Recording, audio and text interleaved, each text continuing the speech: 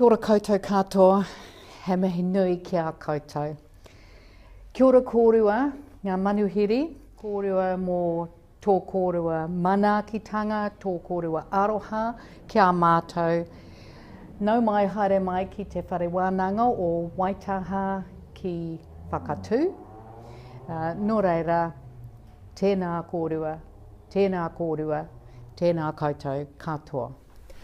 Ka tuku atu ngā mihi raro nei I te korowai o te rangi Māori e. Ka whakawe ake te ihi te wehi te wana I roto I te whatu manawa. Kia pua wai ai ngā wawata mo te hauora me te ako ārongo e. Hei kaupapa whakakotahi mō tātou katoa I roto I tēnei ao hurihuri. Haumi e, hui e, taiki e.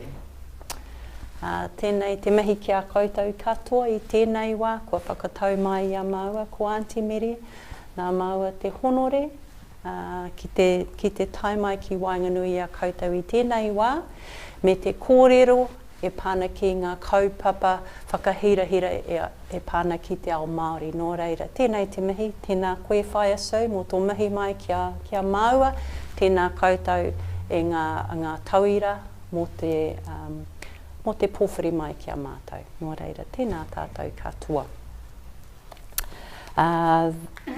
The little call that I gave at the beginning, the translation of that, I was checking with Auntie in the car this morning about a suitable translation.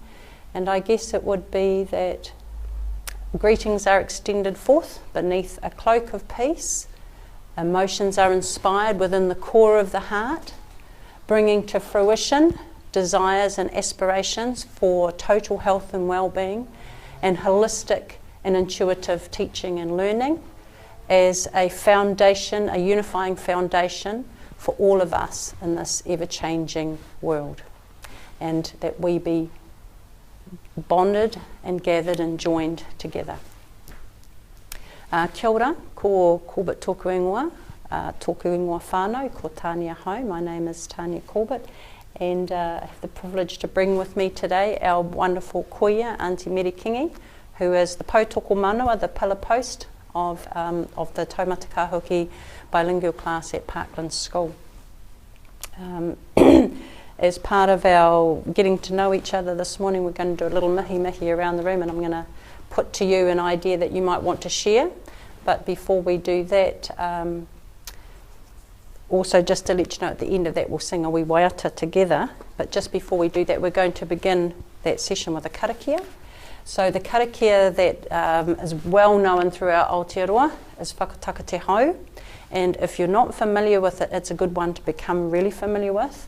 And to because you can use it in any context, and it's very inclusive, and it really connects people to the environment as well.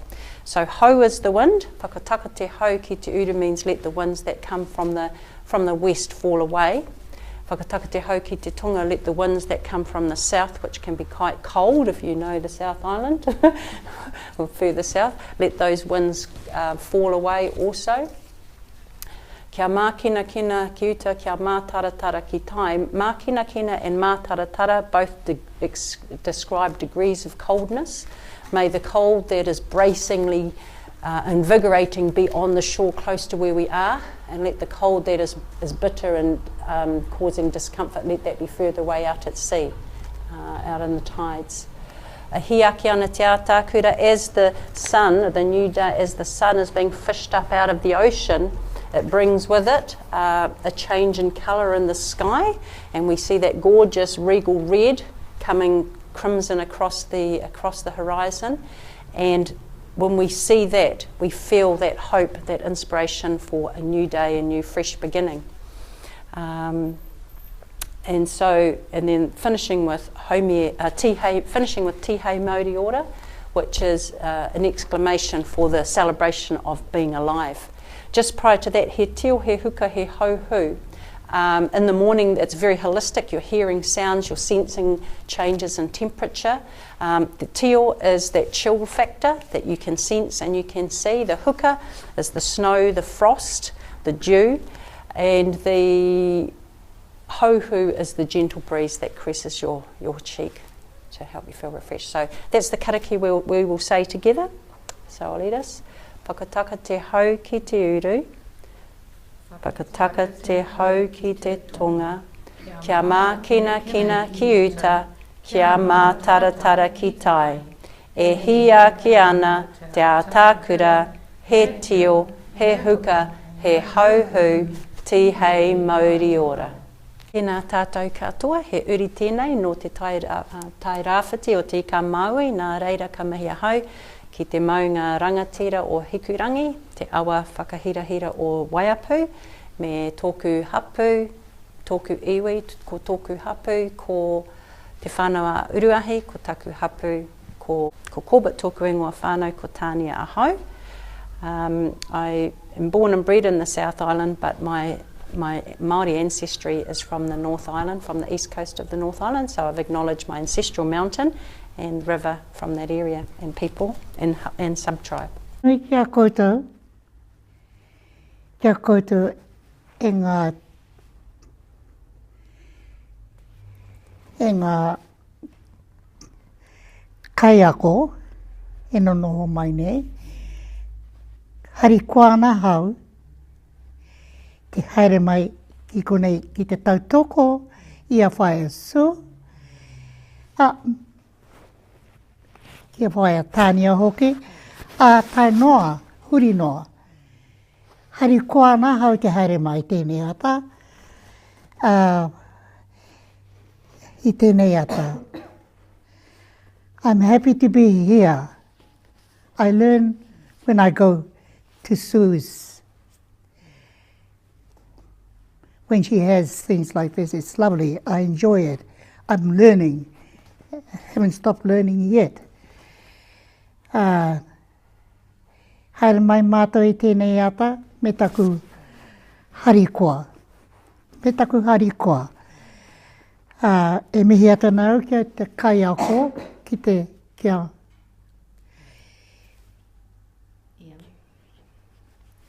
Kim? Ian. Kia ora Ian. Kia ora kia koe, tautoko mai nei hoki. Me ngā kaiawhina hoki. Kanu i taku harikoa.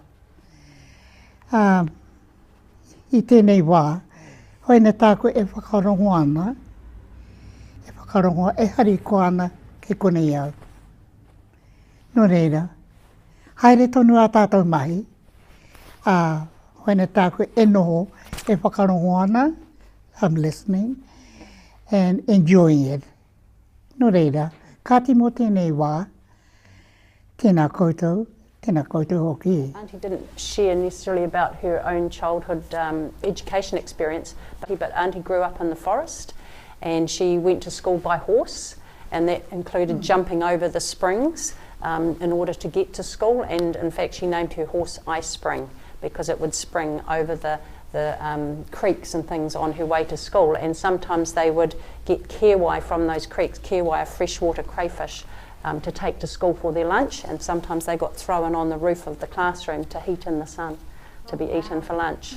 Ia te rito,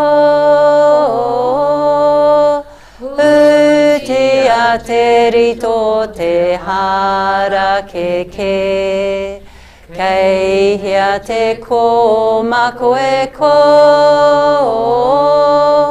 ki mai ki ahau, he aha te mea nui,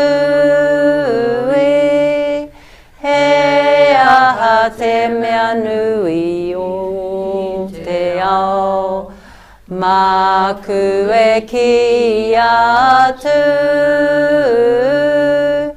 he tangata, he tangata, he tangata, hei.